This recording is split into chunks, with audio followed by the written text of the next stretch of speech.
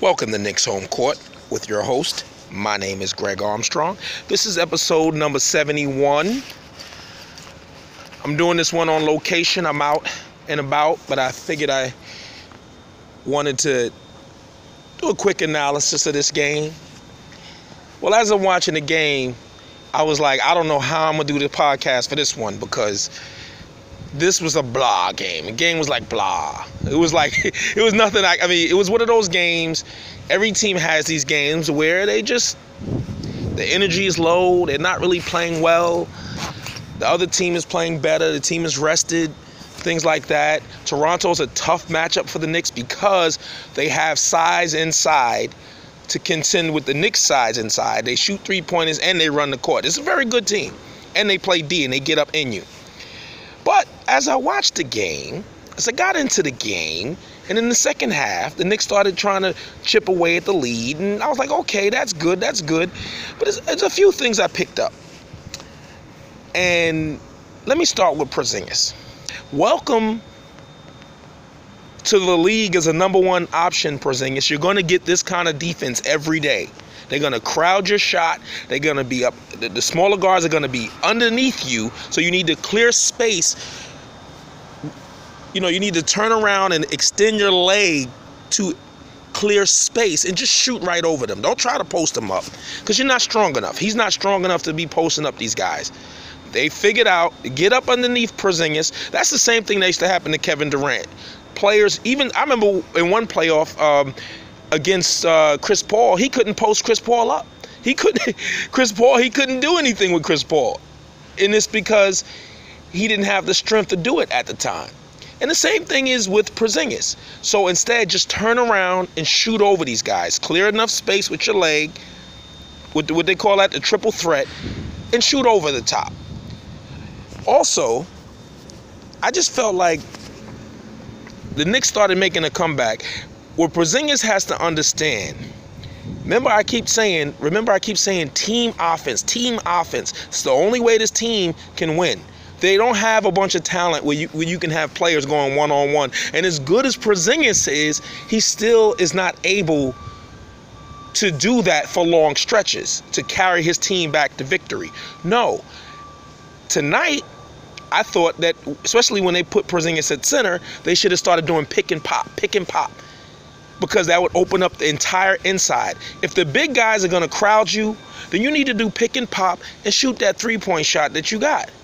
But instead, he kept trying to post up. The Knicks kept trying to post Porzingis up. We know he has a size advantage, but it did not work for three quarters. You cut the lead to 10. You need to try some pick and pops and shoot threes. And that's the part. That's why every time I look at this offense, as I said in the last podcast, I don't see the modern offense. I see a lot of ball movement. That's beautiful. I see a lot of body player movement. That's beautiful. But I don't see 2017 offense that the Knicks is running. I'm telling you, this resembles a facsimile of the triangle offense. They don't shoot enough threes. At one point, they were 5 or 6 from threes. They should have kept shooting threes. They shoot good. They have good three-point shooters, but they don't run offense for three-point shots. They take a lot of twos, and I know that is that. I don't know if that's the kind of offense Hornacek had. He didn't have that in Phoenix because they were one of the leading three-point shooting teams. The Knicks are not running. I don't know what kind of offense this is they're running. Even though I still like it, it's efficient. But sometimes that doesn't work. And this Toronto team has size inside. You have to stretch them out by shooting three-pointers. Extend their defense. Then you have some room inside. That's how the game is played. That's why you shoot threes. So that's one of the problems I had. And the Knicks are going to see, this is what happens in the NBA. Once teams figure out a way to play you, every team is going to do the same thing. Every team is going to shoot a lot of threes against the Knicks, and they're going to crowd Porzingis. And folks, even though I believe the way the Knicks are playing is sustainable, once the league figures you out, you have to readjust. Once the league figures you out, you have to readjust. And the Knicks are going to have to make a readjustment, or you can expect a losing streak.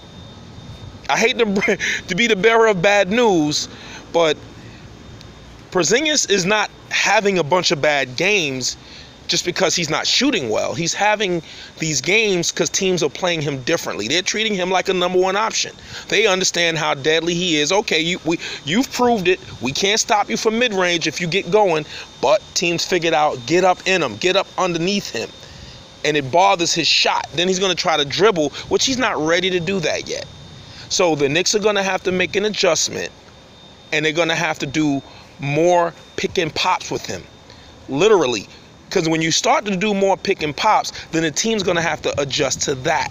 This is a game of chess. It's a long season. It's a game of chess.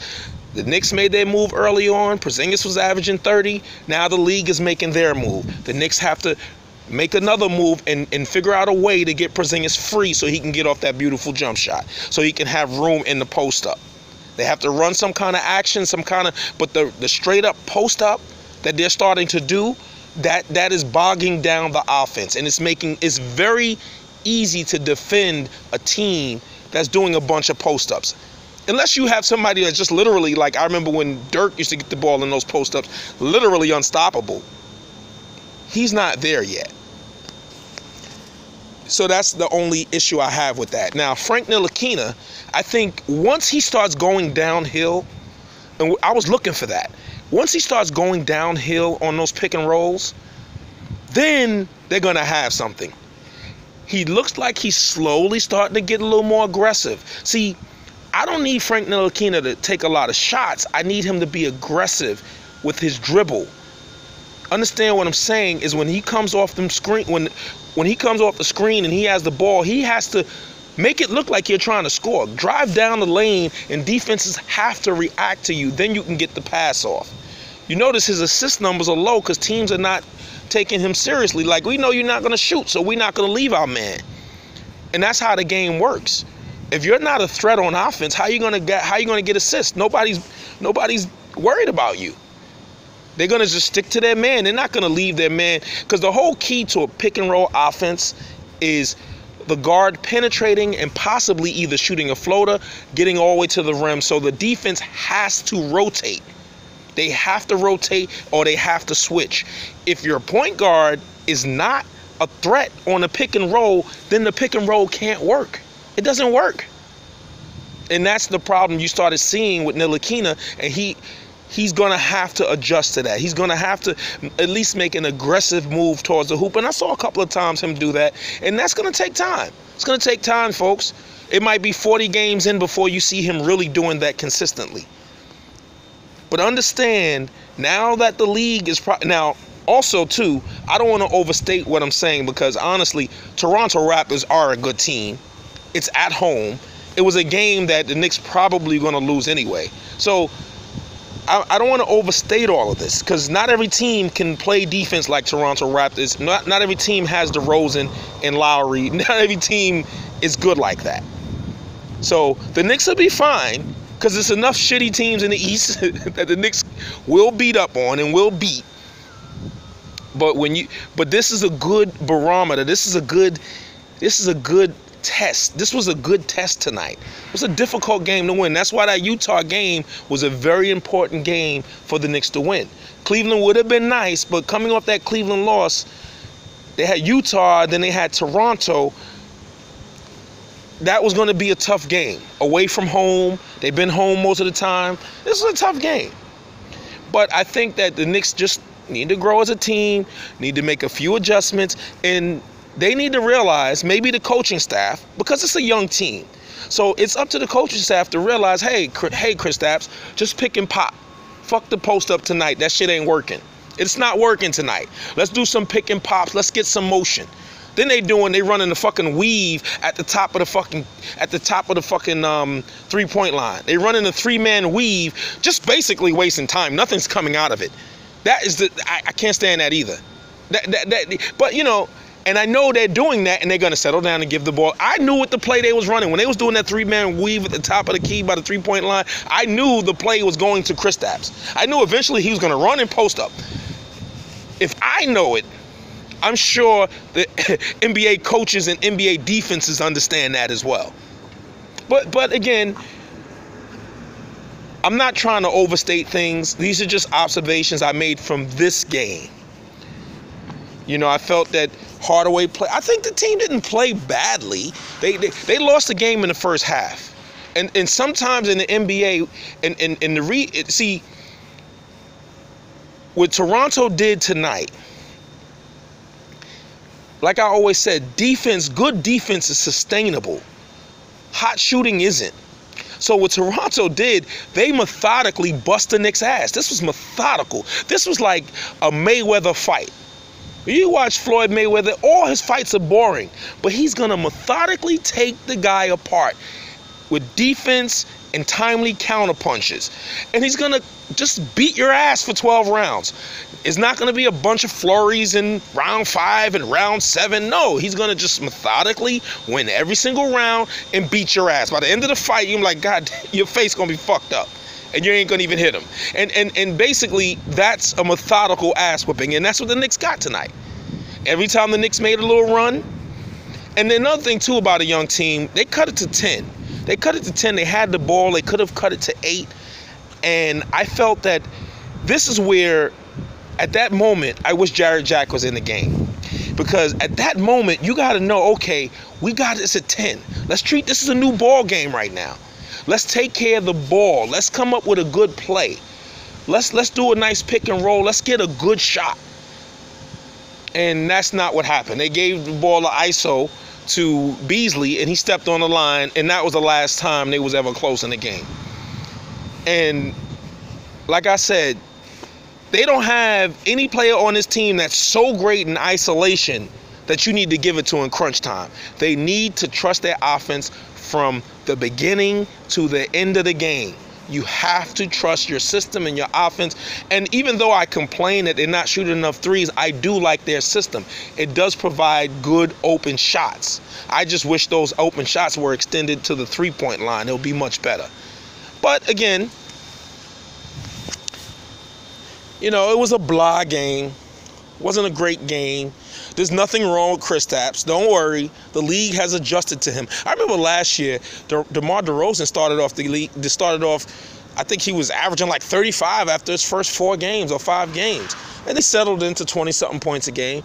That always happens. Please, people come out the gate and the league adjusts to them. The league, let me tell you, the NBA is good. And the defense, believe it or not, is really good.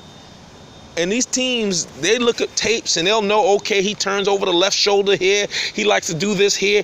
And you have to look and see. Now, Kristaps has to go to the tape and see what defenses are doing to him. Okay, I see. So when I get the ball, they're going to crowd me. Okay, the defense is coming from the left or coming from the right. He's going to have to readjust. That's all. He'll get his again. He's going to have another, you know, and I'm not worried about the elbow. But I do believe that, like I said, I think the Knicks, sometimes when Kristaps is not getting it going, just run some simplify the offense. Simplify the offense, run some pick and pops at the top of the key. And for the life of God, Kristaps, set a real pick. He doesn't do a real pick and roll. He doesn't literally roll to the basket. He does this, he slips the pick. It's like he doesn't want to fully set the pick. And some of that might have to do with his size, with him not really being strong. He doesn't want to take the hits of setting the picks all the time. You know, I mean, but again, he's 22. Knicks are ahead of schedule. We doing good. This was a tough game to win tonight. You know. But as you saw, when a team puts it on the Knicks and plays really tight defense, the only option, and you see McDermott is not even, see, this is another example I wanted to say too. Remember what I said, that a good defense stops you from actually shooting threes? That's what they've been doing to McDermott. He hasn't even been getting threes. They haven't even allowed him to put up a shot from 3 recently. In the last couple of games, he hasn't even, it's not that he's shooting bad, he hasn't gotten a shot because they're in his shirt. It's a little term we call for great defense. They're in Doug McDermott's shirt. He cannot get open for 3-point shots. And he also can't get open because there's no threat going to the basket. And even though Jarrod Jack, I think, is doing he's doing great service, he's running the team right, he doesn't have that ability. And we're going to need See, Frank is still thinking out there, but eventually we're going to need him to penetrate hard to the basket, and that's going to open up shots for everybody else. So, you know, we got some tough games coming up, and, you know, sometimes losing games are good. You can go back to the drawing board, which you did wrong. Don't hang your head. Forget about this game. As soon as the buzzer ring, you forget about the game, and you start getting ready for the next game. You know, that's what you do. And by the way, I see somebody made a comment about Myles Bridges. You know, I don't know if he'll be. Right now, they have him.